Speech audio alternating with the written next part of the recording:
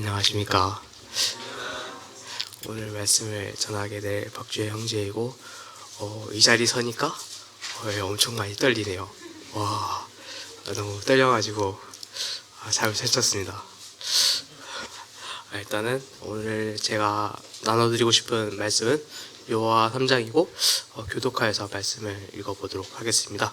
제가 먼저 읽어보도록 하겠습니다. 또 여호와사가 아침에 일찍 일어나서 그와 모든 이스라엘 자손들과 더불어 시딤에서 떠나 요단에 이르러 건너가기 전에 거기서 유숙하니라. 백성에게 명령하여 이르되 너희는 레위 사람 제사장들이 너희 하나님 여호와의 언약궤 매는 것을 보거든 너희가 있는 곳을 떠나 그 뒤를 따르라.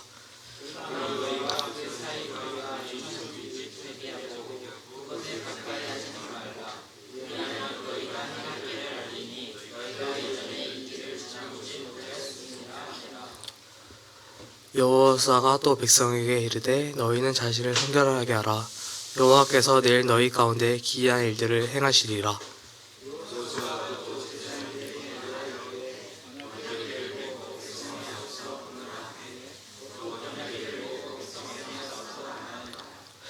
여호와께서 여호사에게 이르시되 내가 오늘부터 시작하여 너를 온 이스라엘 목전에 크게 하여 내가 모세와 함께 있었던 것 같이 너희와 함께 있는 것을 그들이 알게 하리라.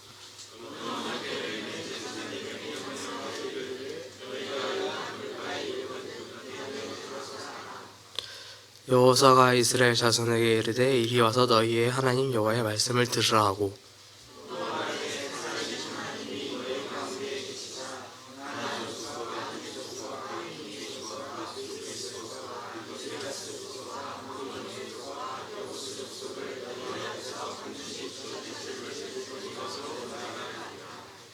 보라 온 땅의 주의 언약궤가 너희 앞에서 요단을 건너가나니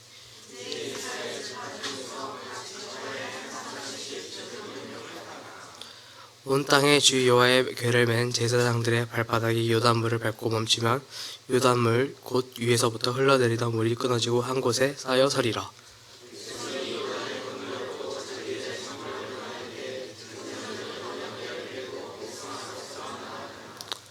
요단이 곡식 거두는 시기에는 항상 언덕에 넘치더라. 궤를 맨 자들이 요단에 이르며 궤를 맨 제사장들의 발이 물가에 잠기자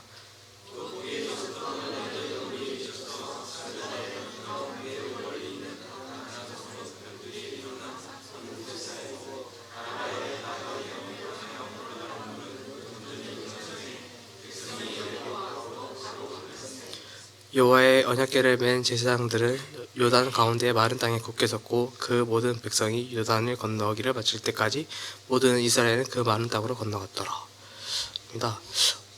저는 이 말씀을 읽으면서 전쟁을 준비하는 방법이라고 좀 생각을 했습니다.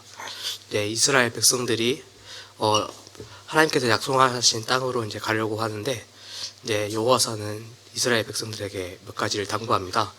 첫 번째는 제사장들이 하나님 여호와의 언약궤를 매는 것을 보거든 자기가 있는 곳을 떠나서 그 뒤를 따르라 했고, 두 번째는 언약궤를 맨 제사장들의 가의 간격은 약 1km 정도 뛰어서 유지를 해야 된다고 합니다.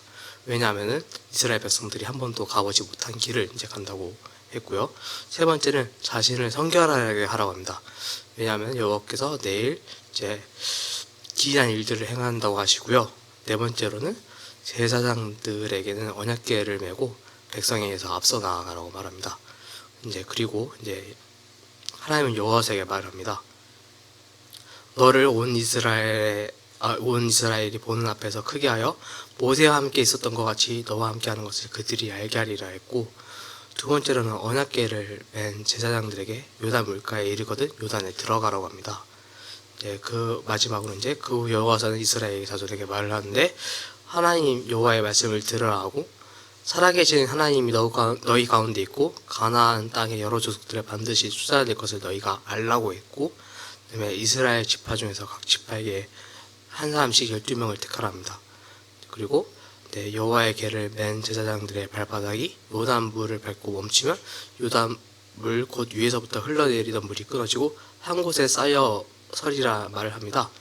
이제서야 이제 언약궤를 맨 제사장들이 이제 먼저 앞서가서 요단강을 밟자 이제 강이 멈추고 이스라엘 백성들이 무사히 건널 수 있게 되는 본문인데요. 저는 말씀을 읽으면서 좀 몇 가지 의문이 들었습니다. 언약궤를 맨 제사장들과의 간격은 약 1km 정도 뛰어서 유지를 왜 하라고 했을까?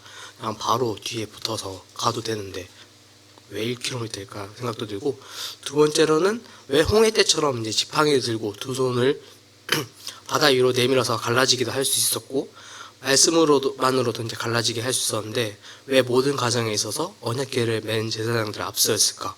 혹시 여호수아가 지팡이가 없어서 그랬을까 생각도 들었고, 그다음에 왜 언약궤를 맨 제사장들의 요단에 머물러 이스라엘 백성들이 모두 통과할 때까지 기다려야 했을까 좀 생각을 좀 해보게 됐습니다.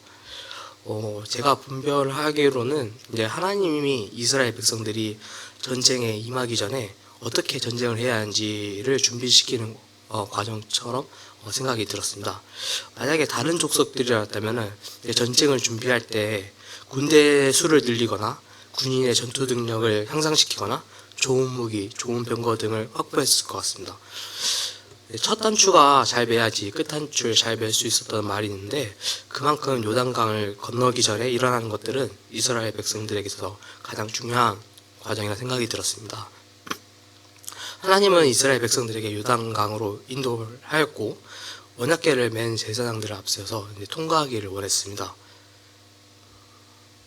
만약 하나님을 믿지 않고 신뢰하지 않았더라면 요단강 앞에 섰을 때 불평을 했을 것이고, 강의 거리는 얼마 정도이고 수심은 몇 미터이고 다리는 또 어떤 구조로 해야 해서 이 많은 백성들이 통과할 수 있을까, 이런 생각을 해볼 수 있다고 생각이 들었는데, 하지만 하나님의 방법은 언약궤를 맨 제사장들을 앞세워서 통과하게 하였습니다.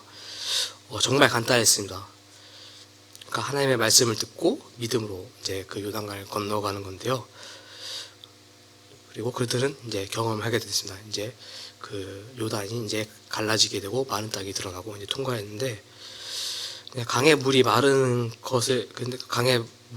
것이 겨우 이스라엘 백성들이 건널 수 있을 정도의 이제 마른 땅이 아니라, 말씀했듯이 사르단에 가까운 매우 멀리 있는 아담 성읍 변두리에 일어나 한 곳에 쌓이고 아라와의 바다 여매로 향하여 흘러가는 물은 온전히 끊어진 것을 보았습니다. 하나님의 말씀을 듣고 믿음으로 나갈 때 하나님은 크게 역사하셨습니다. 그리고 이스라엘 백성들은 이 사건을 보고 다시 각성했을 것이라 생각했습니다. 일단은 홍해를 이제 경험했던 모든 세대들이 이제 다 죽고, 그 다음에 세대들이 이어섰는데, 이 세대들이 정말 귀로만 듣고 이제 전해져 놓은 것을 자신들의 삶으로 이제 정말 경험했으니까요. 그래서 어떤 생각을 해봤게 됐을까. 만약에 제가 그 자리에 있었더라면 모든 일에 있어서 이스라엘 백성들의 지혜와 가진 무엇보다 하나님이 크다는 것을 알게 됐을 것이고, 앞으로 일어날 전쟁들은 하나님이 함께 하시고 또 하나님의 손에 달려있겠구나 생각이 들었고, 말씀하신 것은 반드시 이루신 하나님을 느끼지 않았을까 생각을 해보게 됐습니다. 말씀을 준비하면서 저를 좀 많이 되돌아보게 되었는데요. 정말 제 삶 가운데서 하나님이 크다는 것을 믿고 있는가, 그리고 내 삶에 있어서 모든 일은 하나님이 함께 하시고 또 하나님의 손에 달려있는가를 믿는가, 그리고 말씀하시는 것을 반드시 이루시는 하나님을 믿는가인데요. 저도 성경을 읽으면은 때로는 멀게 느껴지고 요 말씀들이 내 삶 가운데서 이루어질 수 있을까 생각도 많이 들고, 저의 계산되는 저의 생각대로 삶에 임하는 것들을 보게 되는데, 말씀을 가까이 하면서 하나님이 크다는 것을 내가 정말 믿고 있는가 좀 생각해 보게 되는데요. 지금의 저로서는 아까 전에 질문들에서 모두 예스라고 하기는 어려운 것 같습니다. 다만 지금까지 짧은 이제 하나님과의 동행을 하면서 제가 느꼈던 것은, 하나님은 나의 연약한 믿음을 아시고 1대1 트레이닝 시키시면서 하나님의 마음과 하나님이 일하시는 방법, 또 하나님의 신실하심을 저에게 알려준다고 좀 느껴졌는데요. 최근에 차를 사려고 열심히 노력을 했습니다. 새 차도 생각했고 새 차려도 생각했는데 제 운전 실력이 사고를 많이 칠 것 같아가지고 일단 범퍼카가 필요해서 중고차를 알아보고 있었습니다. 두 번의 기회가 있었는데요. 번번이 상대방이 거래 파기를 해가지고 쉽지 않았습니다. 참 이게 무엇인가 싶었는데 돌이켜보면 이것 또한 감사한 걸 느껴야겠는데요. 첫 번째 거래에 있어서는 거래가 파기가 되면서 그 사람은 그 자동차를 가지고 주변 사람들 섬기는 데 사용하는 것을 보게 되면서 아, 내가 그 차를 샀으면은 안 되겠구나 생각이 들었고요. 두 번째 거래에서는 왜 하나님께서 이 거래를 파기하지 않았을까 생각이 들었는데 뜻은 잘 모르겠지만은 그때 당시에 저의 달라진 마음을 보게 되었어요. 그 일방적 거래를 파기당할 때는 되게 마음이 불편한데 이번엔 좀 마음이 평안하더라고요. 아, 이것도 하나님의 뜻이 있겠지 생각이 좀 들었는데, 그리고 며칠 안 있어서 정말 제 마음에 드는 자동차를 사게 되었습니다. 원래는 당근마켓에서 정말 좋은 자동차를 스파카를 노리고 있었는데 그 비슷한 가격으로 되게 안정적인 이제 중형차를 사게 되었습니다.